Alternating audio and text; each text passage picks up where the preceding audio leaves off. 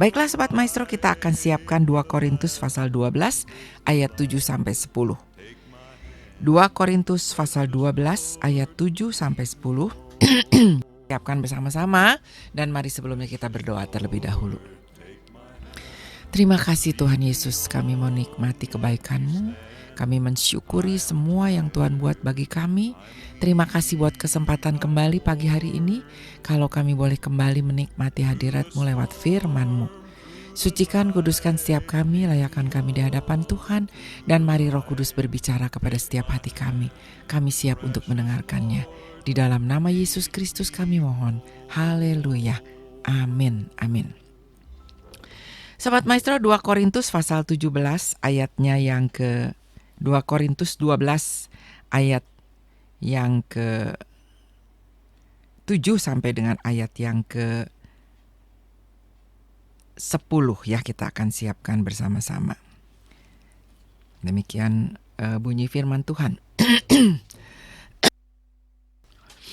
Dan supaya aku jangan meninggikan diri karena penyataan-penyataan yang luar biasa itu, maka aku diberi suatu duri di dalam dagingku, yaitu seorang utusan iblis untuk menggocok aku, supaya aku jangan meninggikan diri. Tentang hal itu aku sudah 3 kali berseru kepada Tuhan, supaya utusan iblis itu mundur daripadaku. Tapi jawab Tuhan kepadaku, cukuplah kasih karuniaku bagimu, sebab justru dalam kelemahanlah kuasaku menjadi sempurna. Sebab itu terlebih suka aku bermegah atas kelemahanku, supaya kuasa Kristus turun menaungi aku.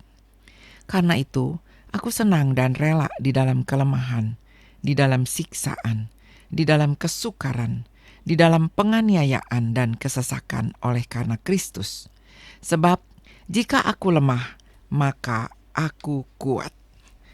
Sobat Maestro, ayat yang ke-10 saya akan bacakan sekali lagi. Karena itu, aku senang dan rela di dalam kelemahan, di dalam siksaan, di dalam kesukaran, di dalam penganiayaan dan kesesakan oleh karena Kristus. Sebab jika aku lemah, maka aku kuat. Sobat Maestro, respon manusiawi dari kita semua ketika kita mempunyai kelemahan dan keterbatasan adalah kita seringkali menyembunyikannya. Jika perlu, jangan sampai semua orang tahu bahwa kita punya kelemahan dan keterbatasan. Apabila bisa direkayasa, kita akan berupaya merekayasa supaya kelemahan dan keterbatasan kita itu tidak kelihatan. Itulah yang terjadi dalam kehidupan saat ini. Siapa sih yang suka dikatakan, oh iya itu sudah lemah ingatan, dia itu sudah lemah ingatannya. Atau mungkin ada orang yang mengatakan, oh iya memang dia lemah ekonominya, lagi bangkrut. Ada lagi mungkin yang tidak suka dikatakan, oh iya itu lemah di dalam bidang ini atau bidang itu. Nah Sobat Maestro, supaya kelemahan itu tidak kelihatan, kita seringkali berjuang mati-matian. Misalnya saja, kita yang merasa berpostur badan kurang tinggi, mungkin kita akan melirik sepatu hak setinggi 12 cm. Atau kita yang yang merasa kurang kurus, mungkin akan mengenakan baju yang bergaris lurus supaya tampaknya agak tinggi. Atau ada juga orang yang merasa kulitnya kurang putih, maka dia akan berpesan khusus kepada sang juru foto kalau difoto, supaya kelihatan lebih kurus atau lebih putih. Dan itulah respon manusiawi kita Sobat Maestro. Karena dunia ini di sekeliling kita ini mengajarkan bahwa kalau kita lemah, kalau kita kurang, maka kita akan ditolak oleh mereka di sekeliling kita. Tidak ada orang yang suka bergaul dengan orang yang lemah dan kurang. Tidak ada orang yang menikmati dan memuji kekurangan seseorang. Kita tidak akan pernah berkata kepada orang, luar biasa ya kamu bisa hitam seperti ini. Waduh ya Sobat Maestro, kalau kita ada yang ngomong begitu, mungkin kita tersinggung. Apalagi benar-benar kulit kita hitam gitu ya Sobat Maestro. Luar biasa ya, mungkin kita ada yang membicarakan luar biasa ya, kamu punya badan pendek banget gitu ya. Mungkin juga ada orang yang tersinggung.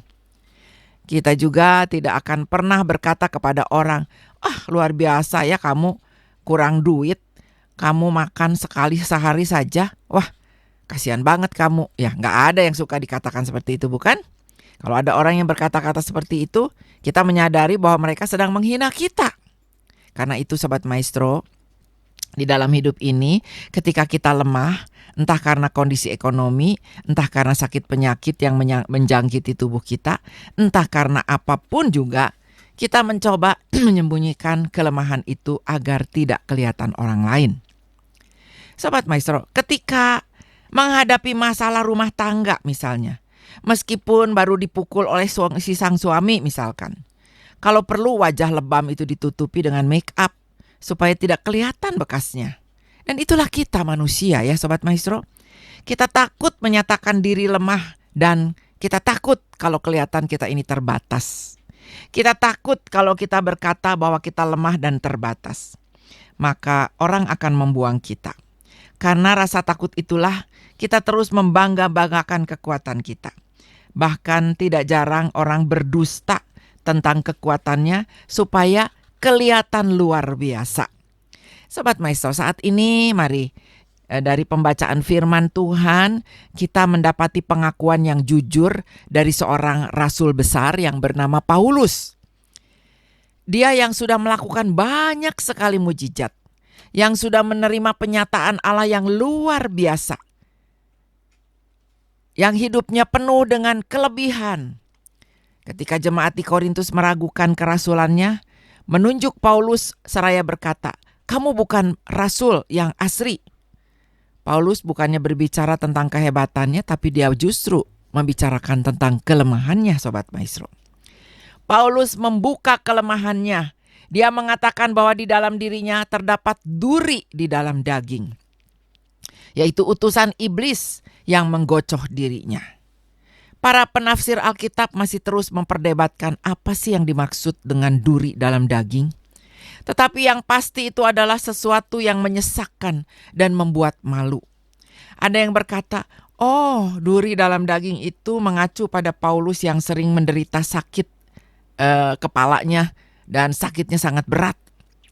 Bahkan ada penafsir Alkitab yang berkata, itu mengacu pada Paulus yang sering mengalami sakit mata yang sangat parah. Atau juga dia dikatakan Paulus itu mengidap penyakit atau terkena epilepsi atau ayan. Bayangkan Sobat Maestro, seorang rasul besar dengan kelemahan fisiknya. Kita bisa bayangkan seandainya betul bahwa itu memang sebuah penyakit yang luar biasa menggerogoti tubuh Paulus. Apakah itu membanggakan? Tentu sebagai manusia itu bukan sesuatu yang membanggakan.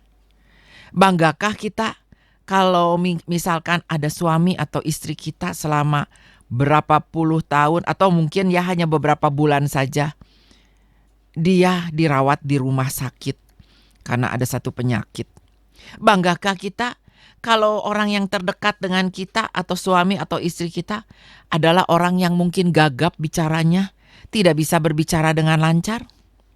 Banggakah kita kalau orang yang terdekat dengan kita, suami atau istri atau bahkan anak kita, adalah orang yang berpenyakit sehingga sewaktu-waktu penyakitnya bisa kambuh, Sobat Maestro? Dan di mana saja dia bisa menggelepar-gelepar?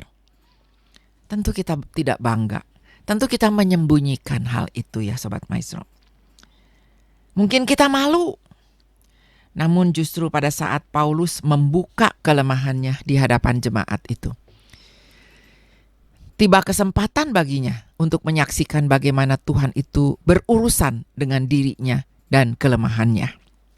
Selama ini kita belajar bahwa kalau kita lemah, jangan diperlihatkan kepada orang lain. Apalagi dengan orang-orang yang mungkin ada di sekitar kita. Bahkan kepada anak kita sendiri pun kalau bisa itu tidak diperlihatkan. Tetapi Paulus mengajarkan sebaliknya. Dia justru membuka hidupnya, membuka kelemahannya untuk memperlihatkan kepada kita bahwa kelemahan itu merupakan pintu yang membuka kuasa Tuhan bekerja di dalam hidupnya. Ketika Rasul Paulus meminta supaya kelemahannya itu diangkat dari dirinya, Tuhan menjawab, tidak, cukuplah kasih karuniaku bagimu. Artinya Tuhan mengajak Paulus untuk melihat bahwa di dalam kelemahan itulah ia akan merasakan topangan yang sangat kuat dari kasih karunia Allah. Dalam topangan kasih karunia itulah dia akan berdiri dan kuat menjalani kehidupan ini. Dalam kelemahan dan keterbatasan itulah, kata Tuhan, Paulus akan mendengarkan irama kasih karunia Allah yang ternyata tidak meninggalkannya. Sobat Maestro, kita sering berpikir bahwa kelemahan, sakit, penyakit, dan pergumulan hidup kita adalah tanda bahwa Tuhan menarik diri kita dari hidup kita. Orang yang berada dalam kelemahan, dalam sakit penyakit, dan pergumulan, seringkali orang bisa saja menghakimi bahwa orang ini kurang kasih karunia. Bahkan orang yang seringkali mengatakan kurang iman. Ya, Sobat Maestro. Sebaliknya Paulus mengatakan bahwa justru di dalam kondisi yang lemah, di dalam kondisi yang terbatas, di dalam kondisi yang penuh dengan pergumulan itulah telinga Paulus menjadi semakin peka terhadap suara kasih karunia Allah. Dan hatinya semakin berserah kepada Tuhan di dalam kasih karunia Allah. Sobat Maestro, kita perlu menjawab dengan jujur. Apa yang menyebabkan kita berlutut? Apa yang menyebabkan kita berdoa dan mencucurkan air mata untuk kita memohon kuasa Tuhan bekerja atas hidup kita? Keberhasilankah? Prestasi kitakah? Atau kelebihan kitakah? Sama sekali bukan itu, bukan? Yang membuat kita bertelut, mencucurkan air mata, dan berdoa bukanlah prestasi dan kelebihan kita, melainkan kelemahan dan keterbatasan kita. Tuhan Yesus digambarkan dalam Alkitab sebagai pribadi yang penuh kasih terhadap orang yang penuh dengan keterbatasan dan kelemahan. Ketika orang Farisi menangkap perempuan yang berdosa yang berzina, Tuhan Yesus tidak kemudian mengusir orang ini, tetapi dia menyapanya dengan lembut. Tuhan Yesus memberinya kesempatan yang kedua. Tetapi terhadap orang-orang Farisi yang suka menutup-nutupi kelemahannya, yang terus berpura-pura saleh dan luar biasa, Tuhan Yesus berkata, celakalah engkau. Mengapa Sobat Maestro? Sebab tidak ada yang lebih dibenci di hadapan Tuhan selain kepura-puraan. Sobat Maestro, ada banyak orang yang suka pura-pura pakai topeng ya. Seringkali bicaranya manis tapi sebetulnya hatinya bohong gitu ya. Hatinya penuh kepahitan. Dia bisa bermain muka. Dia bisa berpura-pura, berkata-kata dengan manis, tetapi hatinya jahat ya. Sobat Maestro, itu tidak jujur namanya ya, tidak jujur dengan dirinya sendiri dan itu pura-pura. Banyak ya Sobat Maestro orang yang suka berpura-pura seperti itu. Nah Sobat Maestro, apa sih kelemahan kita sekarang? Kita boleh koreksi dengan diri kita dan introspeksi dengan diri kita. Apa sih kelemahan kita? Apa keterbatasan kita? Apa yang menjadi ketakutan kita di dalam hidup ini? Apa yang mencemaskan hati kita Sobat Maestro? Mari kita mau datang kepada Tuhan. Kita bisa bersandiwara di hadapan manusia, tapi tidak di hadapan Allah. Kita bisa berpura-pura kuat di hadapan manusia, bisa bermain sandiwara di hadapan manusia. Tetapi sesungguhnya Tuhan mengenal hati kita. Mengapa kita harus malu untuk mencucurkan air mata karena keterbatasan kita? Mengapa kita harus malu untuk berlutut dan berkata, Tuhan, saya ini terbatas, saya penuh dengan kekurangan. Sebab sesungguhnya kelemahan yang kita akui secara terbuka itulah yang akan mengundang kuasa Tuhan bekerja atas hidup kita. Sobat Maestro, kalau tangan kita menggenggam dan tertutup, maka orang tidak dapat menambahkan sesuatu di dalam tangan yang tertutup itu, bukan? Kalau tangan kita terluka, tapi kita menutup tangan yang terluka itu supaya orang tidak tahu, maka orang tidak bisa menyembuhkan luka kita. Yang harus kita lakukan adalah membuka tangan itu, memperlihatkan lukanya, dan ketika tangan kita terluka dan terbuka, orang itu atau orang yang ada di hadapan kita memang bisa melihat luka kita, tapi mungkin orang itu juga akan membantu kita untuk memberikan obat atau menyembuhkan. Sobat Maestro, Di dalam hidup ini kita sangat sering menggenggam erat kelemahan dan keterbatasan kita. Kita menggenggam erat pergumulan dan sakit penyakit kita. Kita menggenggam erat kelemahan dan kegagalan kita supaya tidak ada orang yang tahu. Tetapi sadarkah kita, Sobat Maestro, kalau kita menggenggamnya erat-erat, maka Tuhan tidak bisa menambahkan kasih karunia-Nya ke dalam tangan yang tergenggam erat itu. Tuhan ingin berkata kepada kita di tengah pergumulan yang ada, bukan tanganmu, akui kelemahanmu. Bukalah tanganmu, akuilah kelemahanmu. Bukalah tanganmu, akuilah keterbatasanmu. Bukalah tanganmu dan pergumulanmu, maka engkau akan menerima kasih karunia yang menguatkan hidupmu dan akan menjadi peka terhadap kasih karunia Allah. Sobat Maestro, mungkin saat ini ada di antara kita yang masih pakai topeng, yang tidak mau kelihatan kelemahannya, tidak mau kelihatan keterbatasannya. Padahal mungkin orang lain tahu ya dengan kelemahan kita dan keterbatasan kita. Tapi kita pura-pura, kita pakai topeng, kita tidak mau membuka diri, kita tidak mau kelihatan lemah, kita tidak mau kelihatan terbatas, kita tidak mau kelihatan sakit, kita sembunyikan semuanya itu. Sobat Maestro, ketika derita tak kunjung sirna, kita perlu keterbukaan. Kita bisa mengatakan dan mengakuinya dengan kerendahan hati. Tentu kepada orang yang tepat. Tentu kepada Tuhan. Biarlah kasih karunia Tuhan akan datang. Kasih karunia Tuhan akan dinyatakan di dalam kehidupan kita. Sehingga lewat kelemahan, lewat keterbatasan kita, lewat sakit penyakit kita, maka kita boleh mengalami kasih karunia yang dari Tuhan.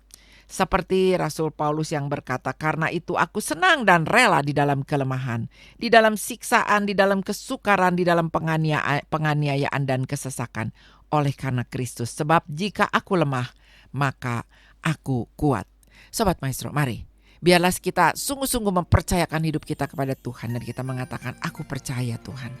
Sekalipun apa yang terjadi dalam hidup kita, Tuhan akan menolong kita dengan memberikan kasih karunia-Nya kepada kita sekalian.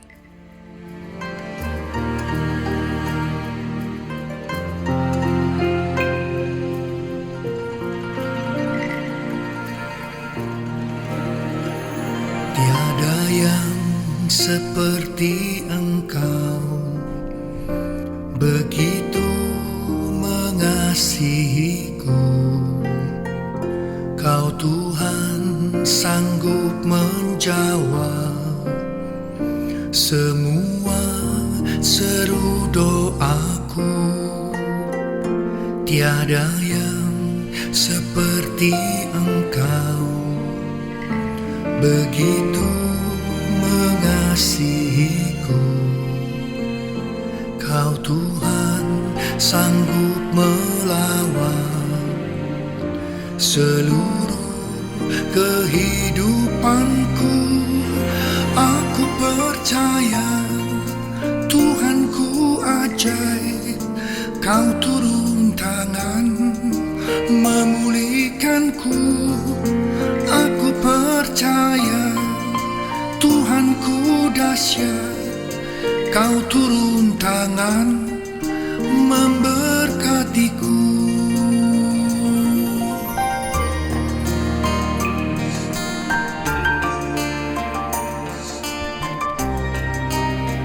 Sobat Maestro, setiap kita dalam hidup ini pasti pernah mengalami segala keterbatasan, pernah sakit, pernah atau mungkin punya juga kelemahan-kelemahan di dalam hidup kita ini. Respon kita sebagai manusia seringkali ketika semuanya itu terjadi, ada kelemahan, keterbatasan, sakit penyakit, kadang-kadang kita mau menyembunyikannya. Mari Sobat Maestro, minimal kita sungguh-sungguh mau terbuka kepada orang yang dekat dengan kita, kepada orang yang bisa dipercaya, terlebih lagi kepada Tuhan. Kita katakan semuanya itu. Saya percaya ketika derita tidak kunjung sirna dalam hidup ini, Kita perlu keterbukaan itu, mengakui dengan kerendahan hati di hadapan Tuhan. Maka Tuhan akan memberikan kasih karunia-Nya kepada kita sekalian. Untuk kita bisa menghadapinya, untuk kita bisa meresponinya dengan positif, dan kita bisa menghadapinya dengan kekuatan yang dari Tuhan. Biarlah kita sungguh-sungguh bisa terbuka kepada Tuhan dalam doa kita. Mari kita berdoa. Terima kasih Tuhan Yesus, kami tahu kami seringkali ada kelemahan, keterbatasan, mungkin kami mengalami banyak masalah, banyak tantangan, problema kehidupan, tapi kami seringkali tidak mau terbuka. Kami masih berpura-pura memakai topeng karena kami tidak mau kelihatan dan tidak mau dihina. Tuhan, ampuni kami. Biarlah saat ini kami boleh datang kepada Tuhan, Sang Pencipta, Allah yang memberikan kepada kami kehidupan, Allah yang bisa membuat hidup kami bisa berubah menjadi lebih baik. Biarlah kami boleh percayakan hidup kami kepada Tuhan. Tuhan yang akan tolong kami, memberikan kasih karunia kepada kami, memberikan hikmat kepada kami untuk bagaimana kami mengatasi dan menghadapi setiap tantangan hidup, setiap masalah, setiap derita, setiap kelemahan, setiap keterbatasan, setiap sakit penyakit. Terima kasih Tuhan, kami bersyukur kepadamu ya Bapa. Engkau tolong kami. Terpujilah Engkau Allah kami. Di dalam nama Yesus Kristus kami sudah berdoa dan memohon. Haleluya.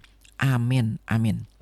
Sobat Maestro, saya percaya setiap Sobat Maestro diberkati oleh Tuhan, dan biarlah renungan firman Tuhan ini boleh menjadi berkat yang memberi kekuatan bagi kita sekalian.